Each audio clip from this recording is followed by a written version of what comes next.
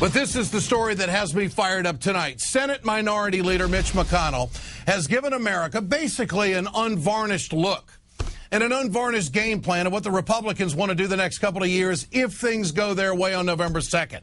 Now, McConnell has no plan for the 44 million Americans who are living in poverty or the 15 million Americans who are still looking for a job. 99ers, pay attention to this. You see, he's worried about paving a way for the Republican president in 2012. McConnell spilled the beans in an interview with the National Journal's reporter, Major Garrett, telling him the single most important thing. Now, think about that, folks. The single most important thing we want to achieve is for President Obama to be a one-term president. He went on to say our single biggest political goal is to give our nominee for president the maximum opportunity to be successful. We need to work smarter than we did in 1995. You know, I am just absolutely floored by that statement. We've got a lot of conversation in this country about how Washington is broken, and look what the game plan is for the Republicans right there. If it goes their way on November 2nd, they have no plan. McConnell has been on a nonstop mission to make President Obama fail since he took office. The real leader of the Republican Party laid down the game plan for Mitch McConnell some time ago when he said this. I hope Obama fails. Somebody's got to say it. 1 month after Limbaugh spewed that garbage, McConnell sang his praises at the Conservative Political Action Conference. I mean, let's be honest. Who wants to hang out with guys like Paul Krugman and Robert Wright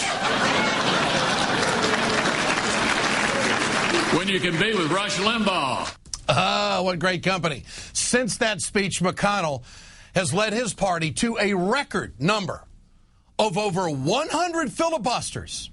If McConnell's party, if he becomes the majority leader and his party gets in power, he'll destroy President Obama's accomplishments piece by piece. That is the goal, to rewrite history. Well, with unlimited financing of elections, Republicans stand the real chance at grabbing a supermajority in the not-too-distant future. Think about that.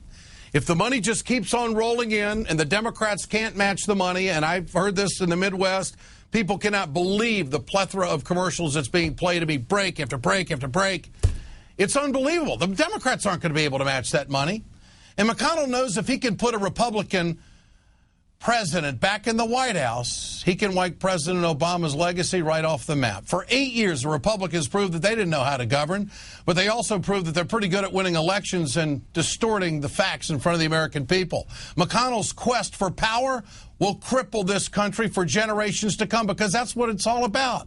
The problems America faces right now is a heck of a lot more important than who the heck's going to be the GOP ticket holder in 2012. Over the next 8 days, Democrats need to step up and make sure that McConnell and the Republicans fail. That's right.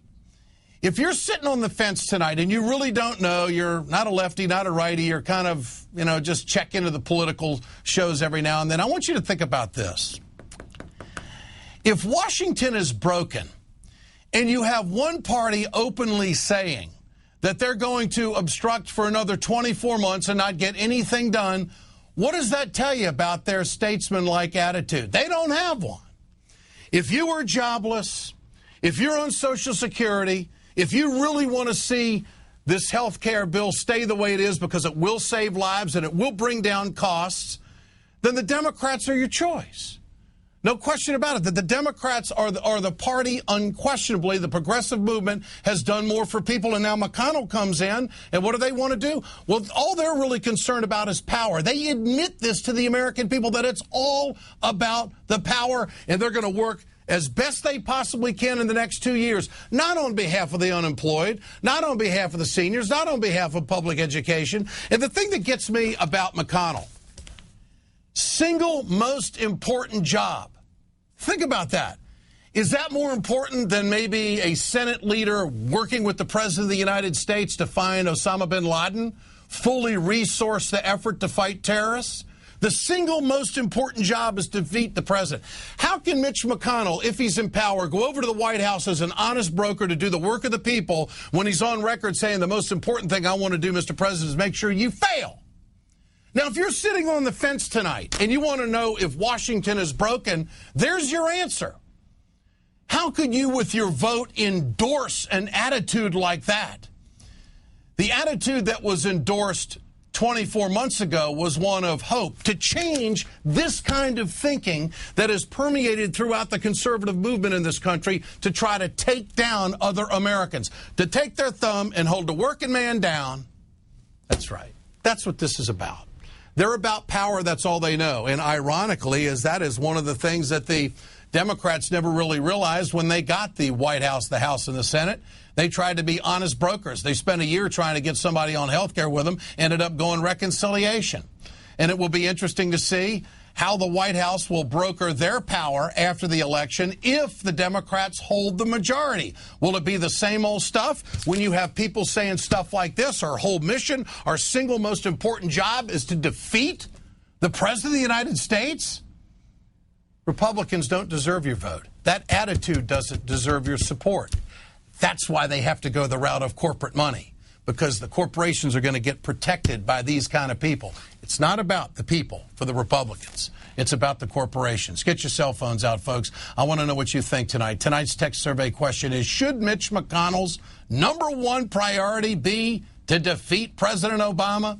Text A for yes, text B for no to 622-639. We'll bring you the results later in the show. Now, in fairness to my commentary here, the first question to our first guest has to be, has there ever been a Democratic leader who has openly said about a Republican president that our #1 job, our single most important job, is to take down the President of the United States? No better person to ask that question than the former DNC chair and Governor of Pennsylvania, Ed Rendell. Governor, good to have you with us tonight.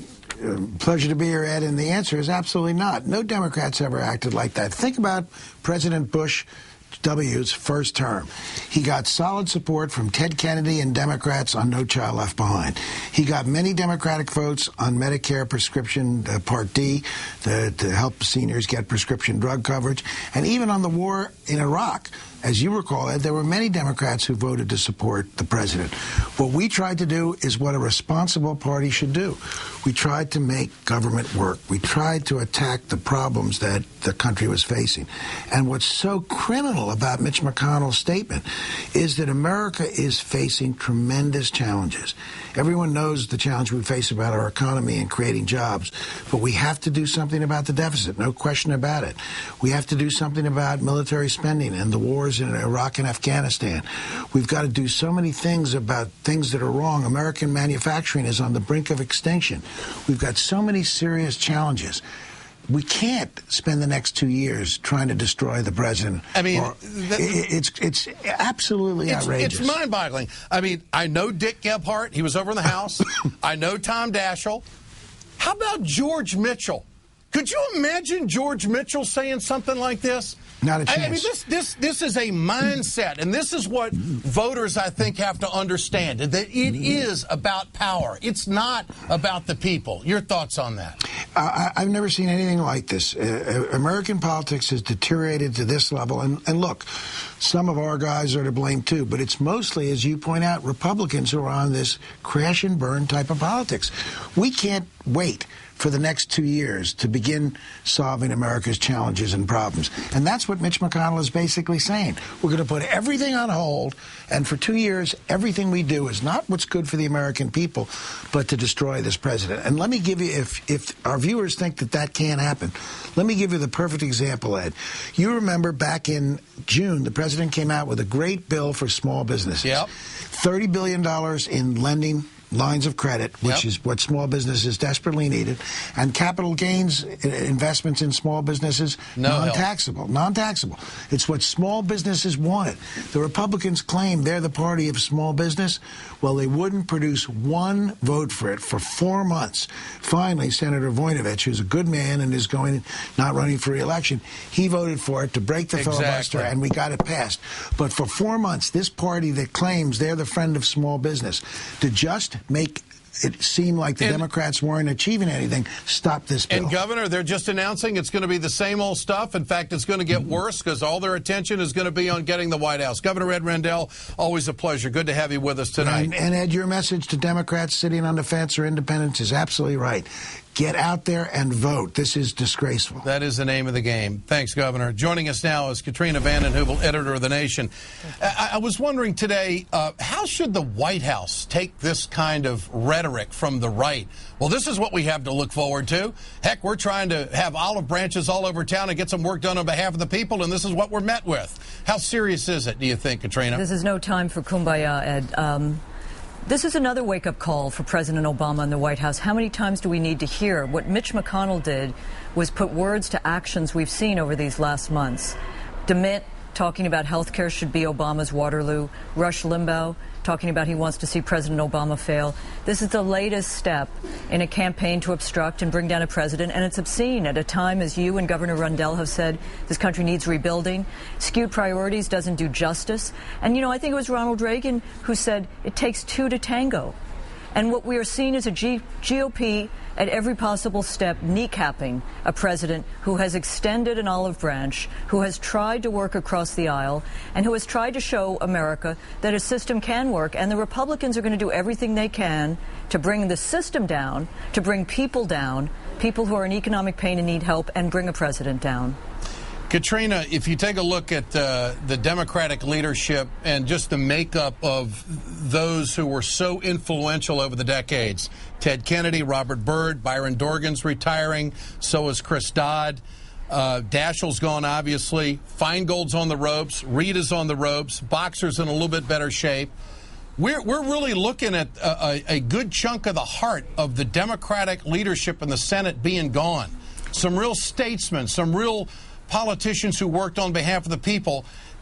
That's what makes this election so crucial, in my opinion. What do you think? It is a critical election. These are people, there are people who need to be supported, who speak to rebuilding a country that needs support at this time. Senator Feingold, a man of conviction, a man of principle, a true maverick.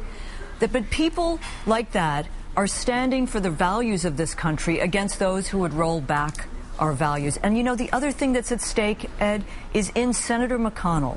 You have the Darth Vader who has tried to dismantle post-Watergate campaign finance reforms to allow covert corporate money to control our system. There was a man at one of these conservative groups today, American Action Network, who said we've been carpet bombing for the last 82 weeks. We're now in sniper time. Sniper time? Amazing. We got to keep our democracy strong. And Russ Feingold and people like that, Senator Kennedy was one of them, understood you do that with the power of the people. You work for the people, not for big banks, big pharma, big oil, as these corporate GOP-sters are doing. Katrina vanden Heuvel of The Nation, always a pleasure. Thanks so much.